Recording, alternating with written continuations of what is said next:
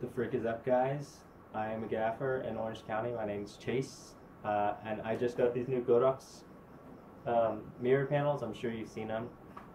I want to compare them to the Lightbridge ones. I've had these for like 9 months now. I know the qualities of the panels pretty well, so I want to see how they stand up. And then also the new accessories, the mounting options that Godox comes with.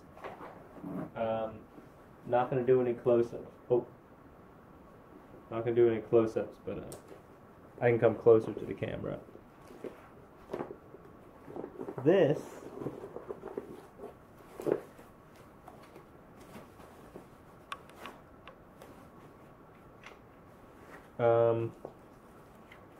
okay, it's basically the Dido one because I have the Dido panels as well, or the Dido mounts. Plastic wheel with a plastic wheel again, but they have the aluminum wedges so we don't break them, and also has a 90-degree female pin, which is, or opening for your pins, which is nice. And then they have the male version, pin on it. The white one, a bunch of cleaning stuff. The black one has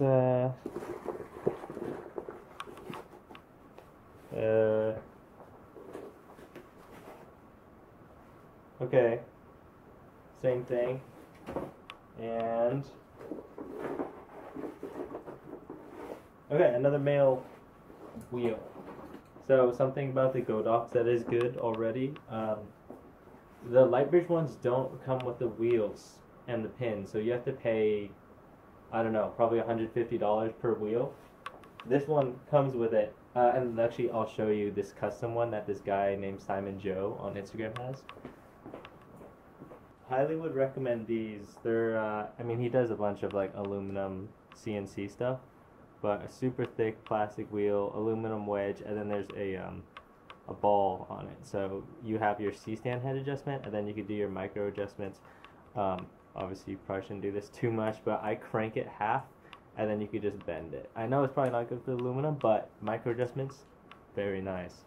I know the number 3 quality super well from the Lightbridge set, so I'm going to be trying that.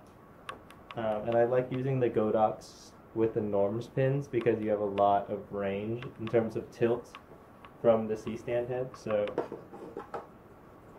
try that. Put them lower and you have more range of tilts. See, now you can tilt like really far down.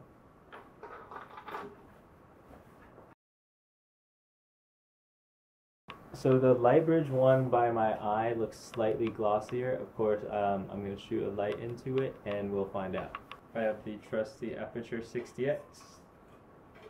I'm just going to be looking into the mirror, seeing how the light quality is. I'm a big fan of Lightbridge's number 3, but I just want to see if the Godox is the same. That's really bright. I'm going to be going full spot on these units so we can start out with the, or full flood, so we can start out with the smallest source possible.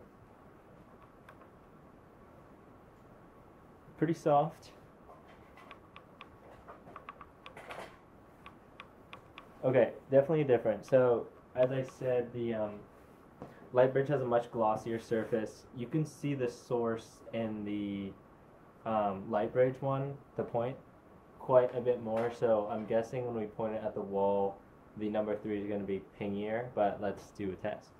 I am definitely recording on a camera from like 2006, but this is the number 3 from Lightbridge at this reflective wall. It floods a lot. This is about 7 feet from the cabinets, and the light is 1.5 feet away from the mirror. So this is the Lightbridge one, and I'll switch it out. Here's the Godox one. Yeah, it looks a little more floody to me. Probably look at shadow quality. Let's zoom into that. This is the Godox. Let me switch it out. And that is the Lightbridge. I don't know, I guess I'll tell once I look at it in post, but that is the two shadow qualities.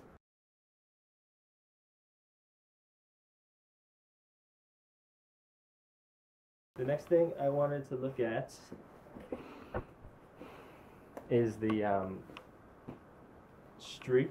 I heard there's a streak mirror, so I'm really glad that Godox went with this. So I don't think, I mean, I'm sure Lightbridge will come out with this soon, but Dito came out with this a streak mirror, and what the Lightbridge's number 4 is a white board. It bounces back more than your beadboard would, but it's just better to use beadboard in that situation. Like, you don't need a fancy pizza box, it's just metal. So Godox went with the streak filter. I can already see, looking at it, that it makes a line on it. I don't know if you can see that, but I'm interested about the width of it, because you can shoot any light at it. I'm wondering if it cuts off on the top and bottom. This is cool. So this is the 50 centimeter streak. This camera isn't the best, but okay, so this is the mirror, so you can't see it too well. 50 centimeter. I've never seen this light quality off of a mirror before, but you can see the shadow cut off is super hard. So I've never seen, I mean, if you have a number 1, you can or a number 2 from the CRLS kit, you can get this shadow quality, but this edge looks like it's coming off the edge of the mirror, but it's long. So this is like you can really cheat your slashes with this to get fall off. I'm a really big fan of this one. I think this is going to be a new favorite. You can see a little bit of like ballooning from the hotspot, but it's mainly just this streak, and you can see it follows you when you walk left and right. It becomes hotter when it gets more direct on in line, and it becomes like really sharp. Let's take a look at the rest of the kit. It's pretty fancy, especially, and it also has like the cleaning things. This is a little much too fancy. I'm probably gonna just combine everything into one bag on the side. And they also come with gloves if you want to be that fancy, with instructions how to use the gloves. I've never worn them. I'm a gaffer. And then it comes with like these really tiny guys. I know you've seen these on Instagram when people are doing like coffee BTS, and it's like, I don't need that. Get your streak filter really small. I'm actually interested. Let's Hollywood this. Okay, well, it's not focusing, but you can see this slash of this narrowness, which is similar to a Leica, is coming from a 2-inch mirror, which is, I've never seen this ever. I guess this is kind of the edge hardness that I'd always want from a number 3, but that would take a bunch of number 3 stacked on top of each other, and then it would also take floppies on each side of it to cut it off. So this is a really cool filter. I'm guessing they machined this. Let's get focus, yeah? Come on, there we go. You can see the way they cut the metal. It's probably like brushed in one direction, and then the streaks will come off the other way. It'll be rotated 90 degrees. And then yeah, other sizes, and then all these things are okay, I'm gonna knock it down. All these are like take outable, but why would you ever do that? Lightbridge ones are pretty hard to get out, and also I hate the bag design. You try to put the mirrors in and they get stuck on the corners. I'm gonna be selling these, by the way. Let me know if you want to buy them. Here's the back of the mirror.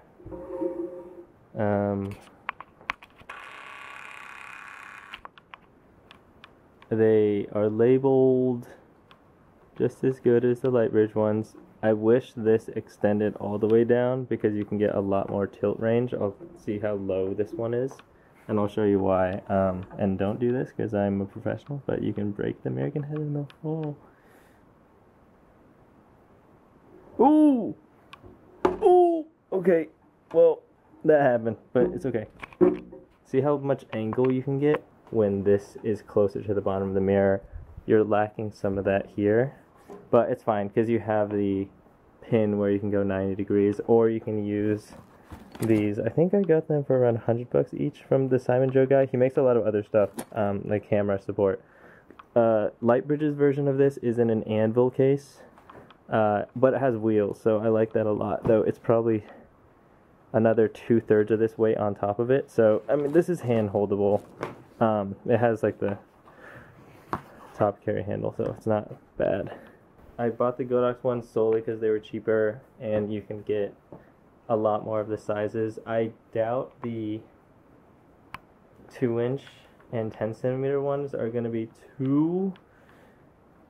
I don't know. I'll try to update you if I use them on set more. But definitely the 50cm ones are my go-tos for just like nice sun slashes or like really far edges, because it's just the highest quality you can get without a condor. So this is my review. If you want more information about the product, just let me know in the comments.